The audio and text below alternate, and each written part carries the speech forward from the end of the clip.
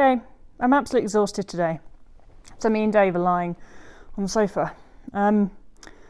Today, I'm going to talk to you about crisps. Okay, so crisps. Crisps are a food that I like, but they're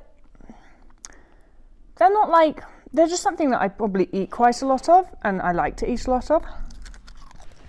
But they're relatively sort of insignificant. And they were significant in that they're insignificant, as in they're like just a food that I will eat a lot of, but they're not like cheesecake or something that I'm just like really crazy about.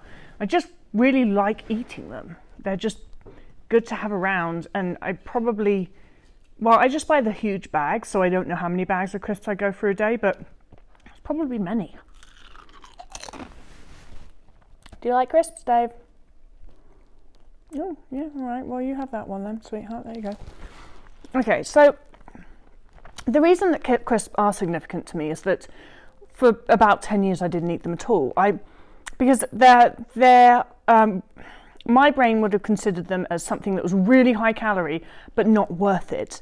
So they were just like the complete no-go area. Same with chips, actually. These things that are fried foods, it's everything that my anorexia hated.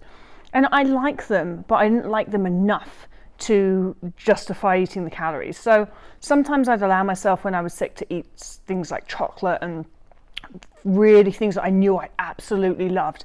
But crisps, that was like a complete no way, because I studied economics, and the way I look at it was like the opportunity cost is just not worth it for eating crisps. For the amount of calories that were in them, I don't like them that much to deal with the amount of calories that are in it. Whereas something like chocolate, I like it so much more that sometimes I'm willing to deal with the calories that are in it. And that's really sad that my brain used to work like that, but it absolutely did used to work like that. Everything was a calorie calculation, and the opportunity cost of food was calculated with the amount of calories that are in it versus how much enjoyment eating it would give me. So if it was high calorie and it was just the most wonderful thing I could eat. Are you still eating that crisp?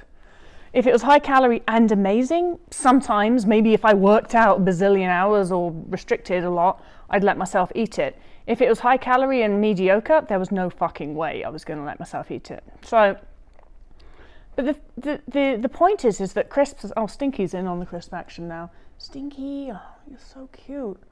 The point I'm trying to make is that when your brain's doing that opportunity cost thing, that's a sign that your eating disorder is in on the decision, that's for sure. And the amazing thing about recovery is that my brain doesn't do that anymore. And that's why I'm able to eat something like crisps just because I want to eat something without my brain going, oh, well, you could eat something that was lower calorie, or if you're going to eat those calories, you should eat something you enjoy more. I do enjoy crisps. And now that my brain doesn't see calories when it looks at food, I'll eat them. Because why would I not eat them? The only reason that I wasn't eating them before was because I was scared of the amount of calories that were in, or I couldn't justify the amount of calories that were in it. And so I think that it's important when you're telling yourself, oh, I don't like this food, ask yourself, well, is it true that I don't like this food, or do I just not like it enough to justify the calories? And if the latter is true, then that's a food that you need to eat, and regularly. Because it's almost a cop-out if you'll allow yourself to eat only the high-calorie foods that are just like amazing and perfect for you. You have to be able to eat the high-calorie foods that you kind of like as well. And I used to tell people, not just myself, I used to tell everyone, don't like crisps. No, not interested in them, don't like them, just don't appeal to me at all. Bullshit. Of course I like crisps. Crisps are great, especially salt and vinegar flavoured ones, which America's not very good at doing flavoured crisps, I have to admit. Anyway, the point being, I do like crisps. I like them a lot, but I didn't eat them for years because I didn't feel like I could justify it. So it's important when you're in recovery to challenge your notions of, are these foods that I like or I don't like? And think about, well, what are the reasons that I like or I don't like this food? And the big question that you need to ask yourself is, if this food had 0 calories in, would I eat it? Certainly the answer for me with pretty much most foods, apart from cottage cheese and quinoa, I hate that stuff, would be yes. And so when I could ask myself that question about crisps, okay, so I say that I don't like this food, but if it had 0 calories in, would I eat it over my stupid piece of shit low-fat granola bar or whatever I used to eat instead? The answer would have been absolutely yes. That tells me that I do actually like that food, don't I? And I need to eat it.